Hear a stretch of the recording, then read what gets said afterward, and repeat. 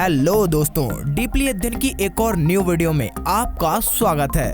और आज हम आपको मॉडर्न पोल्ट्री फार्म में ले जाकर दुनिया में इस्तेमाल होने वाली आधुनिक मुर्गा पालन और रखरखाव से जुड़ी तकनीकों और मशीनों की जानकारी देने वाले हैं। आज की इस वीडियो में आप इस वीडियो में हैंड फार्मिंग से जुड़ी सभी प्रक्रियाओं और मशीनों का दीदार करेंगे, वो भी इस एक वीडियो में। तो दोस्तों, हमारी इस कड़ी मेहनत से बनी वीडियो को शुरू से लेकर अंत तक पूरा जरूर देखें।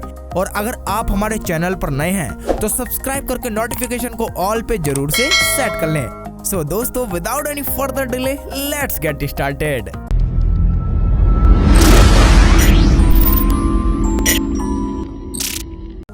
दोस्तों, इन पोल्ट्री फार्म में इस सब की शुरुआत होती है इस फार्मिंग अपार्टमेंट से, जहां अंडों से नए नए निकले इन चूजों के पालन और देखभाल से जुड़ी हर एक प्रक्रिया को सिलसिलेवार ढंग से अंजाम दिया जाता है। मगर कैसे, आइए दिखाते हैं। पालन पोषण और रखरखाव की इस प्रक्रिया से पहले जरूरत होती है एक जांच प्रक्रिया की, जहां इन सभी चूजों के मेडिकल चेकअप के साथ ही वैक्सीनेशन को भी अंजाम दिया जाता है। साथ ही इस वेइंग मशीन पर एक एक कर सभी चूजों का वजन भी तोला जाता है। जी हाँ, और सब कुछ ठीक पाए जाने पर फाइनली इन सब चूजों को आजाद कर इन कैजेस में छोड़ दिया जाता है। और दोस्तों, ये कैजेस कोई मामूली कैजेस नहीं होते, बल्कि ये असल मायनों में बेहद ही हाईटेक और मॉडर्न टेक्नोलॉजी से लैस केजेस होते हैं, जहां इन सभी चूजों के लिए बेहतरीन चारे पानी की व्यवस्था और रहने सहने के लिए भी बढ़िया इंतजाम होते हैं।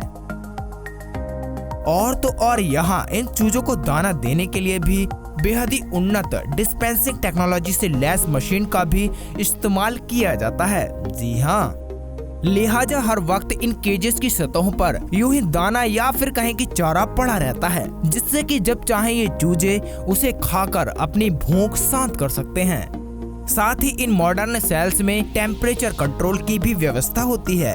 एक बेहतर प्रोडक्टिविटी को अचीव करने के लिए इन मुर्गों को एक संतुलित और गर्म तापमान पर ही रखा जाता है। बाहर भले ही मौसम कैसा भी हो, मगर इन केजेस के भीतर तापमान हमेशा एक समान ही रहता है, चाहे गर्मी हो या जाड़े। और ये सभी चूजे अपने अगले 5 महीने कुछ इन्हीं व्यवस्थाओं से लैस सेल्स में बिताते हैं, जिसके बाद अब ये चिकन्स पहले से काफी बड़े हो चुके होते हैं और अब इन्हें इस ओपन ग्राउंड में ले जाकर रिलीज कर दिया जाता है, जहां से अगेन एक नया खेल शुरू होता है। और असल में यहाँ इन चिकन्स की छटनी की जाती है। आई मीन, यही वो पॉइंट होता है जहां से अब तक 7 पल और बढ़ रहे चूजों को अलग किया जाता है।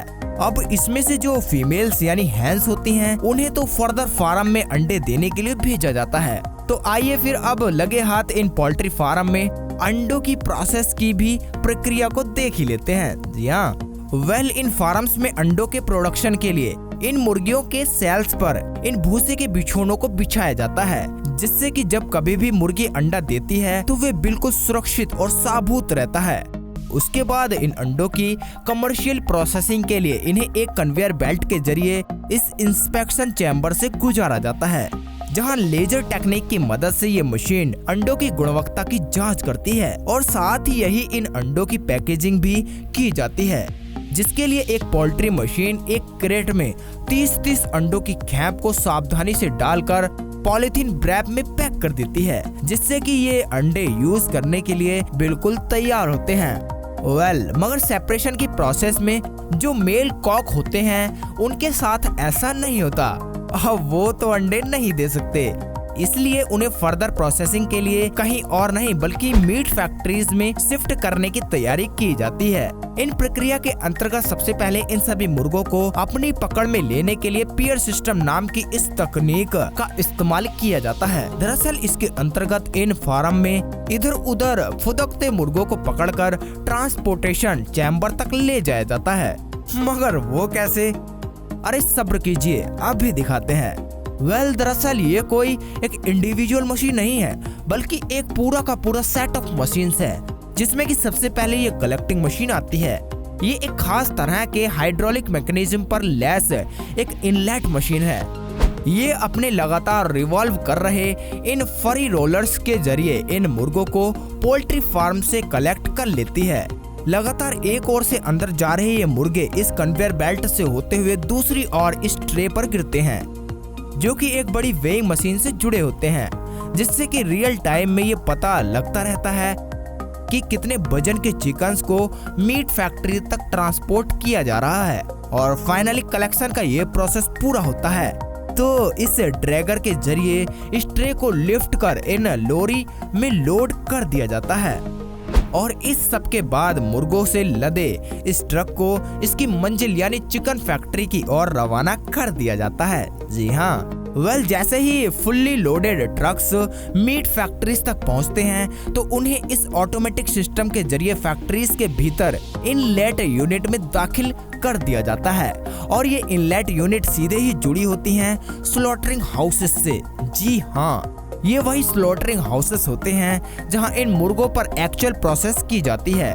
और इस सबसे पहले फर्स्ट ऑफ ऑल इस चैम्बर में एक ऑटोमेटिक मशीन के जरिए सभी मुर्गों का कत्ल किया जाता है, जिसके बाद से दूसरी ओर से हैंगर कन्वेयर पर लटके इन सभी मुर्गों का शव मशीन से बाहर निकल आता है। देन फिर ये सभी मुर्गे फर्दर प्रोसेसिंग के लिए इस मैनुअल प्रोसेसर के भीतर जाते हैं।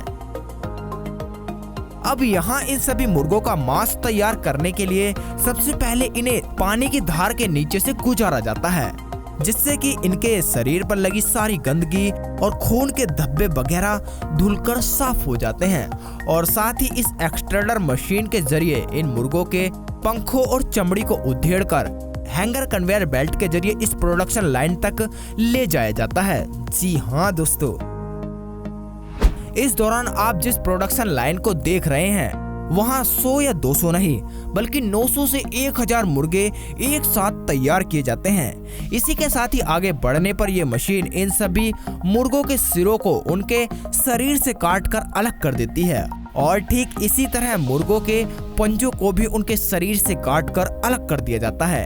ऐसा करने के पीछे असल वजह चिकन में इन सब चीजों की यूजलेसनेस होती है। जी हाँ, अब चिकन इन सारे अलग अलग पार्ट जैसे चिकन ब्रेस्ट, चिकन हैम, चिकन लेग पीस जैसी सभी चीजों को काटकर अलग अलग पैकेटों में पैक कर आपके नजदीकी मार्केट स्टोर में बेचने के लिए भेज दिया जाता है, जहां से आप इन चिकन्स को खरीदते हैं और तड़का लगाकर खाते हैं। दोस्तों, आज की वीडियो के लिए बस इतना ही। दोस्तों, अगर आपको वीडियो पसंद आई हो तो इसे एक लाइक जरूर से कर दें और अगर आप हमारे चैनल पर नए हैं तो सब्सक्राइब करके नोटिफिकेशन को ऑल पे जरूर से सेट कर लें। सो दोस्तों, मिलते हैं एक और न्यू वीडियो में। तब तक के लिए ख्याल रखें अपना और अपने परिवार का।